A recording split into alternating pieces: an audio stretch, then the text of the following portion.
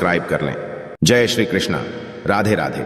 दोस्तों, कई हजार सालों पश्चात 7 सितंबर 2023 को बहुत ही दुर्लभ और अद्भुत संयोग बनने जा रहा है, क्योंकि इस दिन जन्माष्टमी का पावन पर्व पड़ रहा है। दोस्तों, इस दिन राजयोग, अमृत सिद्धि योग, साथ ही धन लक्ष्मी योग जैसे कई सारे योग बन रहे हैं और इस समय भगवान कृष्ण सबसे अधिक प्रसन्न होते हैं। यानी आप भगवान से इस दिन जो भी मांग लें वह आपकी हर इच्छा भगवान कृष्ण शीघ्र ही पूरी कर देंगे। वही दोस्तों, कृष्ण भगवान को प्रसन्न करने के लिए जन्माष्टमी पर कुछ खास उपाय जरूर करने चाहिए, जो कि आपकी किस्मत बदल सकते हैं और आपको मालामाल बना सकते हैं। दोस्तों, यदि आप भी अपने जीवन में भगवान कृष्ण की कृपा पाना चाहते हैं तो इस वीडियो को लाइक करके कमेंट में जय श्री कृष्ण राधे राधे लिखना ना भूलें। दोस्तों, आज की इस बेहद ही सुंदर वीडियो में आपसे बात करेंगे कृष्ण जन्माष्टमी वर्ष 2023 में कब मनाई जाएगी, किस दिन आप जन्माष्टमी का व्रत रखेंगे और कृष्ण जन्माष्टमी की पूजा का शुभ मत क्या रहेगा। इसके अलावा हम आपको बताएंगे कि जन्माष्टमी के व्रत का प्रदान किस समय किया जाएगा और जन्माष्टमी की संपूर्ण पूजा विधि क्या है और इस दिन वे कौन से उपाय हैं जिसको करने से आपकी किस्मत चमक जाएगी और आपकी हर मनोकामना पूरी हो जाएगी। दोस्तों, यह पर्व भगवान श्री कृष्ण जी के जन्मोत्सव के रूप में मनाया जाता है। भगवान श्री कृष्ण का भादो मास के कृष्ण पक्ष की अष्टमी तिथि को रोहिणी नक्षत्र में हुआ था और उनके जन्म के दिन को आज भी काफी धूमधाम से मनाया जाता है। दोस्तों, जन्माष्टमी के दिन भगवान कृष्ण की आरती रात यानी 12 बजे की जाती है और घंटे घड़ियाल बजाकर उनके जन्म की खुशियां बांटी जाती है। दोस्तों, जन्माष्टमी का पर्व मथुरा और वृंदावन में बहुत ही धूमधाम से मनाया जाता है। खासकर मंदिरों और घरों में लोग बाल गोपाल के जन्म का उत्सव का आयोजन भी करते हैं और बाल गोपाल के लिए पालकी भी सजाते हैं। ऐसी मान्यता है कि भगवान विष्णु जी ने धर्म की स्थापना करने के लिए श्री कृष्ण जी के रूप में जन्म लिया था और इस दिन पर धारण कर श्री कृष्ण जी का स्मरण करना अत्यधिक फलदायी होता है। दोस्तों, शास्त्र में जन्माष्टमी के वक्त को वक्त का राजा भी कहा गया है।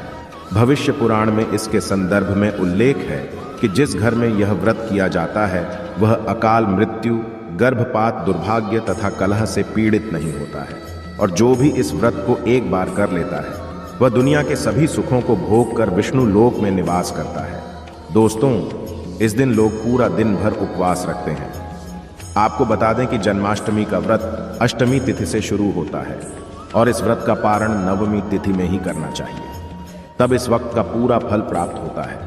और जो लोग इस व्रत को रखें उन्हें सुन लें कि रात में हल्का व सात्विक भोजन करना चाहिए, साथ ही ब्रह्मचर्य का पालन करना चाहिए। दोस्तों, जन्माष्टमी के व्रत के दिन कुछ लोग निर्जला रहते हैं तो वहीं कुछ लोग फलाहार करके भी इस व्रत को पूरा कर सकते हैं। दोस्तों, जन्माष्टमी के दिन प्रातःकाल जल्दी उठकर स्नान आदि कर स्वच्छ वस्त्र धारण करें। इसके पश्चात पूर्व या उत्तर दिशा की ओर मुंह करके बैठ जाएं और अपने हाथ में थोड़ा सा जल पुष्प कर अक्षत ले लें और जन्माष्टमी के व्रत का संकल्प करें। इसके पश्चात भगवान कृष्ण जी की पूजा करें। आपको बता दें कि भगवान श्री कृष्ण जी की पूजा निश्चित काल यानी आधी रात में करने की परंपरा रही है और के घरों में रात 12 बजे भगवान कृष्ण जी का जन्म भी किया जाता है। तो जो लोग कृष्ण जी का जन्म रात में करते हैं वे नाल छेदन भी करते हैं, तो उनके लिए बता देते हैं कि 12 बजने से कुछ घंटे पहले ही एक पत्ते वाला खीरा लें और को थोड़ा सा काट कर उसमें लड्डू गोपाल को बिठा दें। फिर जब 12 बजे तो भगवान को उस खीरे से बाहर निकालकर एक सिक्के की मदद से खीरे को काट दें। इसे नापच्छेदन कहा जाता है। इसके पश्चात उन्हें सबसे पहले शुद्ध जल से स्नान कराएं, फिर उन्हें पंचामृत दूध, दही, घी, शहद और शक्कर से स्नान कराएं। तत्पश्चात गंगा जल से स्नान कराएं। इसके पश्चात शुद्ध जल से स्नान कराने के पश्चात उन्हें साफ कपड़े से पोंछकर उन्हें नए सुंदर चमकीले वस्त्र धारण कराएं और उनका श्रृंगार करें। इसके पश्चात उन्हें झूले या सिंहासन में विराजमान करें। ध्यान रहे, इस दौरान आप कृष्ण नाम का जाप करते रहे या राधे राधे बोलते रहे या श्री कृष्ण जी के किसी भी मंत्र का जाप करते रहे। दोस्तों, अब आप लड्डू गोपाल की विधिवत पूजा करें। उन्हें चंदन का तिलक लगाए फूल माला अर्पित करें और उन्हें भोग लगाए। भोग में आप माखन, मिश्री, पंचामृत, नारियल से बनी मिठाई या धनिये की पंजीरी का भोग लगाएं। ध्यान रहे, उसमें तुलसी का पत्ता जरूर डालें। इसके पश्चात धूप दीप जलाकर भगवान श्री कृष्ण जी की आरती जरूर करें और लड्डू गोपाल को इस दिन झूला जरूर झुलाएं। दोस्तों, जन्माष्टमी की रात को लोग रात्रि जागरण करके भजन, कीर्तन शो आदि भी करते हैं। इससे आपको शुभ फल की प्राप्ति होती है। आपको बता दें, कुछ लोग रात्रि की पूजा के पश्चात ही अपने व्रत का पारण करते हैं और कुछ लोग अगले दिन सूर्योदय के पश्चात ध्यान रहे कि आप प्रसाद खाकर ही अपने व्रत का पारण करें। तो दोस्तों, चलिए अब जानते हैं कि वर्ष 2023 में जन्माष्टमी का पर्व को कब मनाया जाएगा। तो आपको बता दें कि जन्माष्टमी कृष्ण पक्ष की अष्टमी तिथि इस बार 6 सितंबर को पड़ रही है। ये कृष्ण जी का 5250वां जन्मदिन होगा। ऐसे में यह 6 सितंबर को दोपहर 3:37 से शुरू होगा और 7 सितंबर को शाम 4:14 तक रहेगा। दोस्तों, इस दिन सुबह 9:20 से रोहिणी नक्षत्र शुरू होगा। ऐसे में ग्रस्त सितंबर और वैष्णव संप्रदाय के लोग 7 सितंबर को इस त्योहार को मनाएंगे। दोस्तों, जन्माष्टमी के लिए इस बार शुभ मुहूर्त 40 मिनट का है, जो कि 12:02 से 12:48 तक रहेगा। ऐसे में इस दिन रोहिणी नक्षत्र का संयोग भी बन रहा है। ऐसे में इस दुर्लभ संयोग में जन्माष्टमी की पूजा करने से 3 जन्मों के से मुक्ति मिलती है। यदि किसी की आत्मा प्रेत योनि में भटक रही है तो उनके नाम से की गई पूजा उनकी आत्मा को मुक्ति प्रदान कराती है। दोस्तों, इस दिन का व्रत संतान का सुख देने वाला होता है। ऐसे में इस बार जन्माष्टमी का व्रत करना ना भूले। साथ ही जो इस व्रत को शुरू करना चाहते हैं, इस बार उनके लिए सबसे अच्छा मौका है भगवान श्री कृष्ण की कृपा पाने के लिए। ऐसे में फिर आप भी इस व्रत को शुरू कर सकते। तो दोस्तों, चलिए अब जानते हैं जन्माष्टमी के व्रत कथा, जिसको पढ़ने या सुनने मात्र से ही सभी लोगों के सारे पाप धुल जाते हैं और सभी मनोकामनाएं पूरी हो जाती हैं। दोस्तों, स्कंद पुराण के मुताबिक यदुवंश के राजा उग्रसेन का राज चलता था। उग्रसेन का सबसे बड़ा पुत्र कंस था, जिसकी चचेरी बहन देवकी थी। कंस अपने ही पिता को जेल में डालकर स्वयं राजा बनकर राज करने लगा। पर दूसरी ओर कश्यप ऋषि का जन्म राजा सुरसेन के पुत्र के रूप में वासुदेव का जन्म हुआ, जो कि आगे चलकर वासुदेव का विवाह देवकी से संपन्न हुआ। और देवकी को विदा करने के दौरान एक आकाशवाणी होती है, हे कंस, आज जिस बहन को इतने प्यार से विदा कर रहा है, कल उसी का 8वां पुत्र तुम्हारी मौत का कारण बनेगा। ऐसा सुनते ही कंस देवकी को मारने के लिए हावी हो गया, पर सैनिकों और वासुदेव के वचनों ने ऐसा होने से बचा लिया। वासुदेव सत्यवादी थे। उन्होंने कंस को वचन दिया कि वह अपना 8वां पुत्र उसे सौंप देंगे। दोस्तों, वासुदेव जी की बात मानते हुए कंस ने उन दोनों को बंदी बनाने का निर्णय ले लिया और उनके पास पहरेदार लगा दिए। इसके पश्चात कंस ने देवकी के सारे संतानों को मारने का प्रण कर लिया। इस निश्चय के अनुसार देवकी के 7 संतान कंस द्वारा मारे गए। इसके पश्चात देवकी के 8वें पुत्र का जन्म हुआ। भाद्रपद मास के कृष्ण पक्ष की अष्टमी तिथि को रोहिणी नक्षत्र के दौरान मध्य रात्रि में भगवान श्री कृष्ण का जन्म हुआ था। बालक जन्म लेते ही जेल की कोठरी प्रकाश में हो गई। साथ ही एक आकाशवाणी सुनाई दी कि तुम बालक को गोकुल में रह रहे नंद बाबा के यहाँ छोड़ाओ, वहां एक कन्या का जन्म हुआ है, उसे तुम यहां ले आओ। ऐसे सुनते ही वासुदेव की हथकड़ियां खुल गई और वह तुरंत एक टोकरी में श्री कृष्ण को रखकर इसे माथे पर लादे गोकुल की ओर निकल पड़े। रास्ते में यमुना नदी बाल कृष्ण के चरणों को स्पर्श करने के लिए उफान पर आ गई। फिर चरण स्पर्श करते हुए पूर्ण शांत पड़ गई। फिर इसके पश्चात वासुदेव ने अपने पुत्र को यशोदा मैया के बगल में सुलाकर वहां से कन्या लेकर वापस कारागार लौट आए। तत्पश्चात जेल के दरवाजे अपने आप बंद हो गए। उनके हाथों में फिर से हथकड़ी लग गई। इसके पश्चात सारे पहरेदार भी उठ गए और कन्या के रोने की आवाज आने लगी। सूचना मिलते ही इन्हें कारागार से कन्या को लाया और उसे मारने की कोशिश की, लेकिन वह आकाश में उड़ गई और बोली, अरे मूर्ख, मुझे मारने से क्या होगा? तुझे मारने वाला पैदा हो चुका है।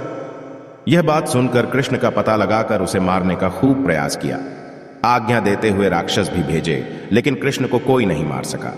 अंत में श्री कृष्ण ने कंस का वध किया और उग्रसेन को पुनः राजा बना दिया गया। और इस प्रकार श्री कृष्ण जन्माष्टमी की व्रत कथा पूरी होती है। तो ऐसी मान्यता है कि जन्माष्टमी के दिन कहानी को पढ़ने या सुनने से सारे पाप धुल जाते हैं, जीवन की हर समस्या का समाधान मिलता है, साथ भगवान का आशीर्वाद भी सदैव बना रहता है। तो दोस्तों, अब आगे बढ़ते हैं और आप जानते हैं कि जन्माष्टमी के दिन वह कौन से उपाय हैं जिसको करने मात्र से आपकी किस्मत चमक जाएगी और आपके सारे अटके हुए कार्य बनते चले जाएंगे। सबसे पहले बात करते हैं, यदि आपके कार्य अटके हुए हैं तो आप कृष्ण जन्माष्टमी के दिन सुबह स्नान ध्यान आदि करने के पश्चात घर के बाल गोपाल को नई पोशाक पहनाएं, भोग लगाएं और गोपी चंदन से श्रृंगार करें। पास के राधा कृष्ण मंदिर में जाकर वैजयंती फूलों की माला अर्पित करें। यदि वैजयंती फूल माला ना मिले तो पीले रंग के फूल माला भी अर्पित कर सकते हैं। ऐसा करने से भगवान कृष्ण का आशीर्वाद मिलेगा और आपके अटके कार्य में प्रगति आएगी। इस उपाय से भाग्य होगा आपका मजबूत। दोस्तों, जन्माष्टमी के दिन बाल गोपाल को केसर, मेवा, मिश्री, साबूदाने की खीर या तुलसी दल डालकर भोग लगाएं, लेकिन ध्यान रहे खीर में चीनी की जगह मिश्री की डली डालें। साथ सफेद मिठाई भी अर्पित करें। ऐसा करने से कान्हा की कृपा मिलती है और आपका भाग्य भी मजबूत होता है। इस उपाय से धन धान्य की कमी नहीं होगी। दोस्तों, सुख समृद्धि के लिए जन्माष्टमी के दिन बाल गोपाल की पूजा करते समय एक पान का पत्ता भी अर्पित करें। फिर पत्ते पर सिंदूर से श्री हरि लिखे। फिर रोज उसको पूजा करने के पश्चात जहां पैसा रखते हैं वहां रख दें। ऐसा करने से घर में धन धान्य की कमी नहीं होती है और धन संबंधी समस्या नहीं होती। इस उपाय से मिलेंगे आपको शुभ समाचार। दोस्तों, जन्माष्टमी के दिन गाय और उसके बछड़े की सेवा करें और आशीर्वाद लें। इसके साथ ही गाय और उसके बछड़े की मूर्ति भी लेकर आए और बाल गोपाल के पास मूर्ति को रखकर उसकी पूजा करें। ऐसा करने से भगवान कृष्ण की कृपा जल्द शुभ समाचार सुनने को मिलती है। इसके पश्चात गाय और बछड़े की मूर्ति को ईशान कोण में रखना आदर्श स्थान माना गया है। इस उपाय से आर्थिक तंगी होगी आपकी दूर। दोस्तों, कर्ज की समस्या से यदि आप परेशान हैं तो जन्माष्टमी के दिन दक्षिणवर्ती शंख से भगवान श्री कृष्ण का अभिषेक करें। दक्षिणवर्ती शंख को लक्ष्मी का स्वरूप माना गया है और लक्ष्मी पूजा में शंख के बिना पूजा नहीं होती है। ऐसा करने से आर्थिक तंगी दूर होती है और लक्ष्मी की प्राप्ति होती है। इस उपाय से होगी व्यवसाय में उन्नति। दोस्तों, जन्माष्टमी के दिन सुबह शाम 11 बार तुलसी की क्रमांक करें और घी का दीपक जलाएं। इसके पश्चात 108 बार ओम नमो भगवते वासुदेवाय मंत्र का जाप करें। साथ ही कपूर जलाकर उस पर थोड़ी सी मिश्री डाल दें और कपूर और मिश्री का हम भी करें। ऐसा करने से नौकरी व्यवसाय में उन्नति होती है। तो दोस्तों, वीडियो से विदा लेने से पहले आप और आपके पूरे परिवार को इस जन्माष्टमी की हार्दिक शुभकामनाएं। मैं कामना करता हूं कि इस जन्माष्टमी पर बाल गोपाल आपके घर ढेर सारी खुशियां लाएं। तो यह थी आज की खास जानकारी। आशा है कि आज की इस प्रस्तुति में बताई गई जानकारी आपको अच्छे से समझ आ गई होगी। वीडियो अच्छा लगा हो तो एक लाइक अवश्य कर दें। धन्यवाद वीडियो के अंत तक बने रहने के लिए।